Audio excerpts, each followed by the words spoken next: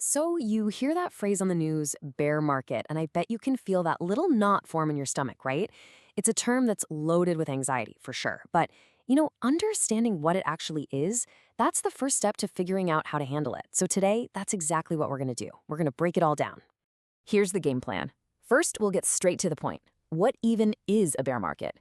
Then we'll get into the anatomy of a downturn, what causes them, and what they kind of feel like. After that, we'll look at a couple of totally different ways to approach them for different types of people. And finally, we'll zoom out and look at the bigger picture to get some perspective. All right, let's dive right in. First things first, what in the world is a bear market? Okay, so here's the textbook definition. At its core, a bear market isn't just a bad day or a rough week in the markets. Nope. It's a sustained, drawn-out trend of falling prices. And the name? It's pretty memorable, right?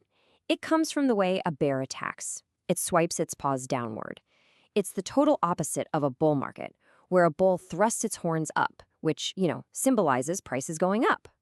So what's the magic number?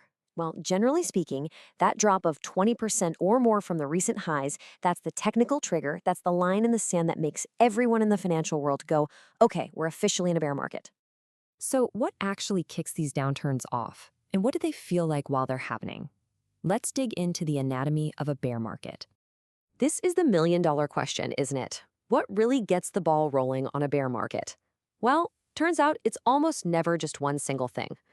The triggers can come from all over the place. Sometimes it's hard economic stuff, like when central banks jack up interest rates to fight inflation. Or it could be the epic bursting of a market bubble. Think the dot-com crash. And of course, massive global events like a pandemic or a war can send shockwaves through the system. But here's the thing.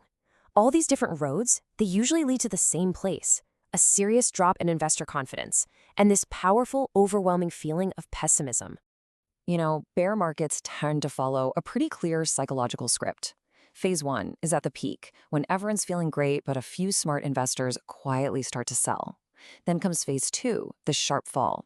This is where panic kicks in and we see something called capitulation. That's literally the moment investors just give up, throw in the towel, and sell everything just to get out. It's pure emotion. In phase three, speculators jump in, which causes these little fake out rallies. And finally, phase four is this slow grind down, until some good news eventually starts to bring the long-term investors back into the market, which sets the stage for the next bull run. So how do you even approach a market like this? Well, you can think of it like there are two fundamentally different mindsets. You've got your active traders, who actually see a chance to profit from falling prices using some pretty high-risk moves. And then you've got your long-term investors, who see this as a completely different thing, a chance to build wealth over the long haul, usually with way less risky strategies. Okay, let's first jump into the high-stakes world of the active trader. How on earth do they try to make money when it seems like everyone else is losing it? Here are a few of the main tools in their toolkit. Short selling is basically placing a bet that a stock's price is going to go down. Inverse ETFs are these funds specifically designed to do the opposite of whatever the market's doing, so if the market tanks, they go up. And put options give you the right to sell a stock at a set price, which is great if the stock's price falls below that. I gotta stress, these are all really complex strategies, they come with huge risks, and they are absolutely not for beginners. And I really want to hammer this point home, because the source material is crystal clear on this. And I'm quoting here, "Short selling is a risky trading strategy with the possibility for high losses. It is not suitable for inexperienced investors." That's not just a piece of advice. That is a serious, serious warning. All right, now let's completely shift gears. What if your goal isn't to time the market perfectly, but to build wealth over decades? For the long-term investor, a bear market looks, well, totally different. The key here really is perspective. Instead of seeing panic, a long-term investor sees a sale. Strategies like dollar cost averaging mean you're actually buying more for your money when prices are low. You can also focus on what are called defensive stocks. These are companies and sectors that people rely on no matter what the economy's doing. Think about it. People still need to pay their utility bills, go to the doctor, and buy groceries, right? It's really seen as an opportunity to buy great companies at a discount and build a stronger portfolio for when the recovery comes. All right, for our last section, let's zoom all the way out. Because when you're stuck in the middle of a downturn, man, it can feel like it's never going to end. But history gives us some incredibly valuable perspective. Look, bear markets are nothing new. This isn't our first rodeo. They are a regular, if pretty painful, part of the whole economic cycle.